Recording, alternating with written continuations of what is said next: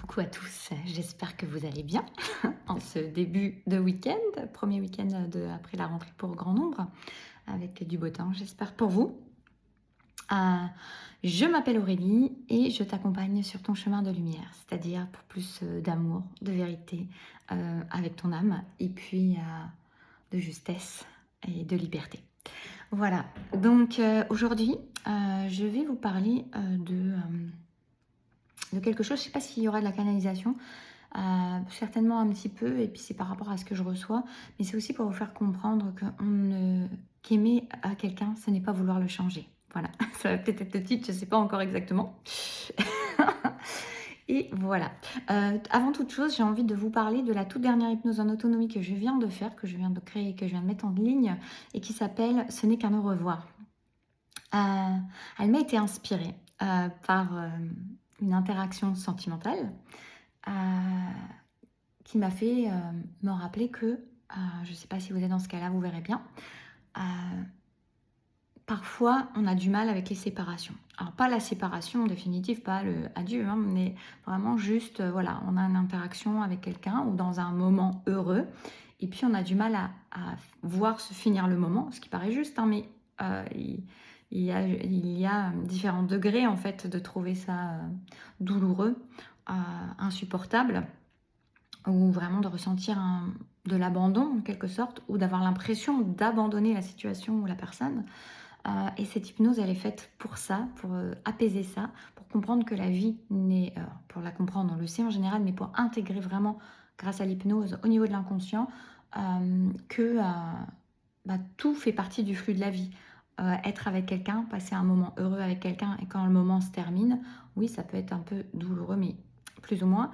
Mais c'est plus pour justement apaiser ces séparations-là qui répondent, qui résonnent avec la séparation originelle, on pourrait dire, pour ceux qui croient à l'âme. Et donc, cette séparation pour s'incarner, sortir de la source, enfin, sortir, s'extraire, on va dire, en tout cas pour expérimenter la vie.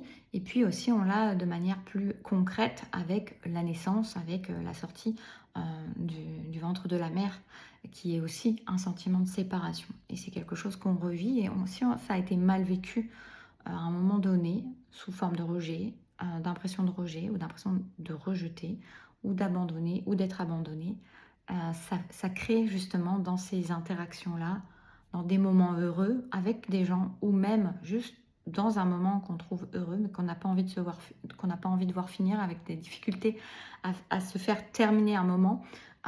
Cette hypnose, elle est pour vous, elle est pour ces personnes en qui ça résonne, ce que je raconte là. Voilà, maintenant vous trouverez tout en dessous. Maintenant, j'ai envie de parler du fait que effectivement, vouloir changer quelqu'un, ce n'est pas l'aimer. Et c'est important parce que j'ai eu justement des interactions, des discussions, des accompagnements cette semaine. On a parlé parfois de personnes qui attendaient que l'autre change. Si vous attendez que l'autre change, si tu attends que l'autre change, c'est que cette personne, telle qu'elle est, elle ne te convient pas telle qu'elle est. Il y a quelque chose que tu n'acceptes pas dans ce qu'elle est, puisque tu attends que ça change. Si tu attends que ça change, c'est que ça ne te correspond pas, c'est que tu ne l'aimes pas telle qu'elle est. Et ça, c'est vraiment important de le comprendre. Alors, pourquoi tu veux qu'elle change? Pourquoi tu t'accroches à cette personne-là si cette personne-là, tu ne l'aimes pas telle qu'elle est? Parfois, on connecte, notamment dans les liens d'âme, on connecte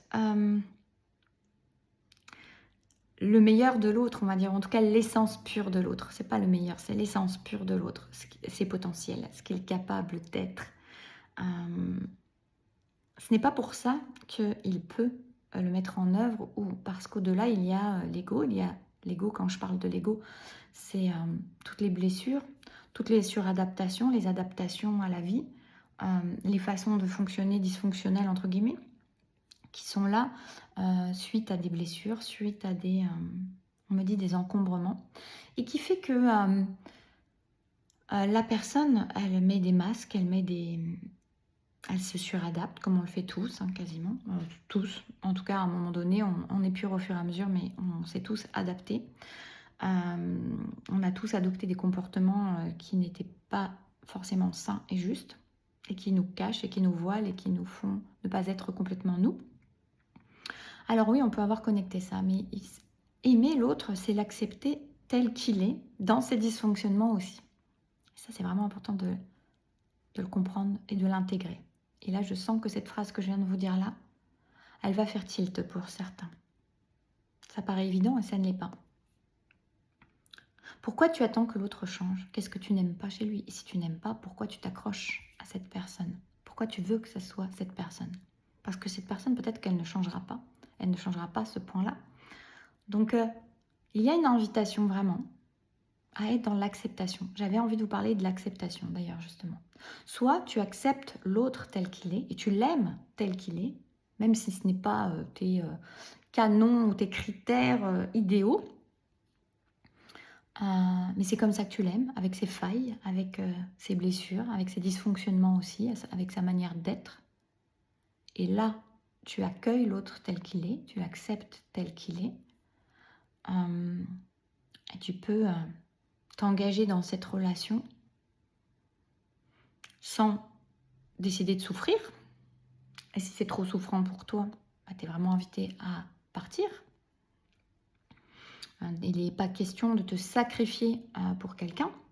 Donc voilà. Et si tu te sacrifies pour quelqu'un, c'est que tu le choisis. Donc tu n'as pas de colère à avoir ou de frustration à avoir, puisque c'est ton choix de rester dans la relation ou de ne pas rester dans la relation. Mais si cette personne, tu décides que tu veux faire ce bout de chemin avec, ça veut dire que tu l'accueilles et que tu l'acceptes telle qu'elle est. Et si tu l'accueilles et l'acceptes telle qu'elle est, tu n'attends rien. Tu n'attends pas qu'elle change. Tu n'attends pas que quelque chose se modifie dans ses processus. Elle est telle qu'elle est. Et tu la prends comme ça. Et tu l'acceptes comme ça. Et tu l'aimes comme ça. Et c'est vraiment important de prendre conscience de ça. C'est reprendre la responsabilité de sa vie aussi, de prendre la responsabilité dans la relation. C'est ne pas subir quelque chose t'irrite, tu n'attends qu'une chose, c'est que cette personne change quelque chose en elle. Pose-toi les bonnes questions. Parce que, comme je te le dis, cette personne ne changera peut-être jamais. Et si tu ne l'aimes, si tu ne l'accueilles pas, ne l'acceptes pas telle qu'elle est, qu'est-ce que tu cherches? Ne crois pas que c'est une relation d'amour à ce moment-là. Peut-être qu'il y a de l'attachement, peut-être qu'il y a de l'addiction, mais ne te prévaut pas d'une, je ne sais pas si c'est dit comme ça, mais d'une relation en disant que c'est une relation d'amour si tu attends que la personne change. Si tu sens que la personne change, ce n'est pas de l'amour. Et c'est important que tu le comprennes. On me fait transmettre ça. Donc vous voyez, c'est parti de quelque chose, d'une idée qui m'est venue, qui devait être guidée, je pense déjà. Et puis, il y a ce que je vous dis et ce qu'on me transmet en même temps. Parce qu'il y a des prises de conscience à avoir pour certaines personnes. Voilà, c'est important de comprendre ça. Et si tu aimes cette personne, eh ben, tu l'aimes telle qu'elle est. Et tu l'accueilles et tu l'acceptes telle qu'elle est. Et si c'est trop souffrant pour toi parce que ça ne correspond pas à ta manière de voir les choses, de vouloir vivre les choses, alors tu sais ce qu'il reste à faire. Mais à partir du moment où tu décides que tu entres en relation avec cette personne et que tu veux t'engager, ou en tout cas t'engager dans un processus avec cette personne et que tu veux y consacrer de l'énergie, du temps, ton attention, ton amour, alors c'est de ta responsabilité. C'est te dire avec toi-même, je suis OK avec la manière dont est cette personne, la manière dont fonctionne cette personne. Ça ne vient pas tout remettre en question chez moi, ça ne vient pas me faire mal, ça ne vient pas me faire me sacrifier ou me faire me diminuer ou me faire me sentir mal ou me faire souffrir. Dans ce cas, il est bon de se choisir. Mais à partir du moment où tu considères comme un poids sur comme tu vois, une balance, tu vois, dans les médicaments, quoi, on va dire les bénéfices-risques ou dans plein de choses, peu importe. Mettre dans la balance ce que ça t'apporte et ce que ça te coûte, j'ai envie de dire. Et c'est toi qui décides. C'est toi le chef de ta vie. C'est toi qui es responsable. Et c'est bien de reprendre cette responsabilité-là.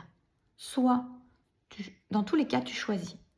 Quand tu restes en relation en attendant que quelqu'un change, tu décides de subir ou de mettre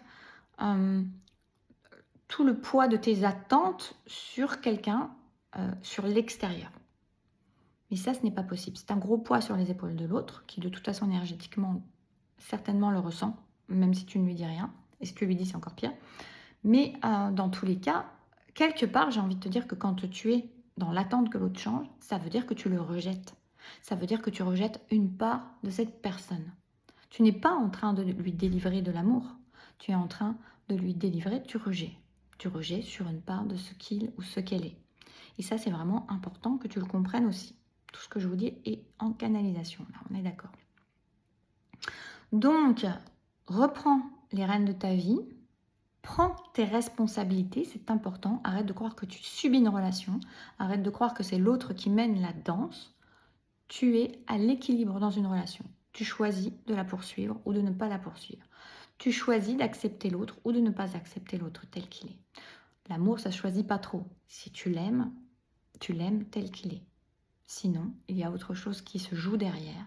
Et pose-toi la question de qu'est-ce qui se joue derrière. C'est très important. C'est ainsi que tu rééquilibres une relation. C'est ainsi que tu redonnes un côté sain à une relation que tu peux avoir l'impression d'être toxique. Si pour toi c'est toxique, pose-toi les bonnes questions. Est-ce que tu es prêt?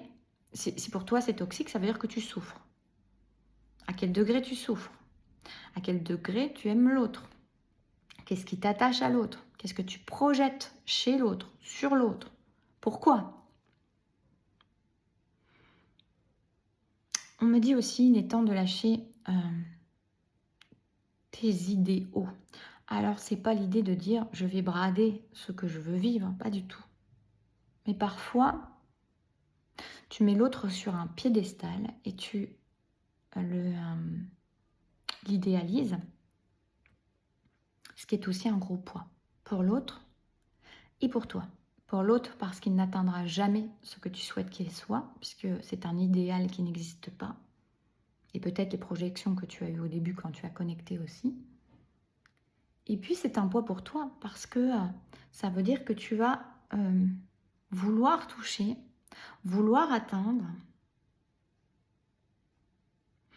vouloir faire exister quelque chose qui n'existe pas. Et être à chaque fois déçu, et être à chaque fois frustré. Donc, pardon. Je m'étouffe avec ma salive, tout va bien. Donc, il est vraiment important que tu lâches des idéaux illusoires. Oui, tu peux vouloir atteindre des idéaux, mais fais bien attention à ce que tu places en idéal. Et n'idéalise pas l'autre, parce que chacun a ses parts d'ombre, chacun a ses parts de vérité, ses parts cachées, et ses failles, et personne n'est vraiment idéal. Qu'est-ce que tu recherches quand tu projettes chez l'autre l'idéal? Un rêve inatteignable, une relation que tu ne pourras jamais vivre, quelque chose qui te permet de rester dans des rêves et de t'adoucir la vie. Je ne m'attendais pas à partir là-dedans. Mais,